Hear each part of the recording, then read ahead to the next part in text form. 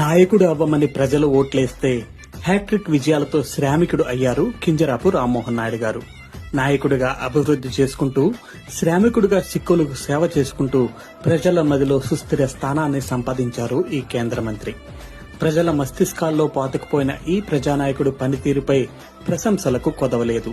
తాజాగా the Indian express పత్రిక ప్రకటించిన అత్యంత శక్తివంతమైన భారతీయుల్లో మోదీ లాంటి కీలక నాయకుల సరసన కేంద్ర మంత్రి రామ్మోహన్ నాయుడు గారికి చోటు దక్కడం పట్ల సంబరాలు చేసుకుంటున్నారు ఆయన అభిమానులు.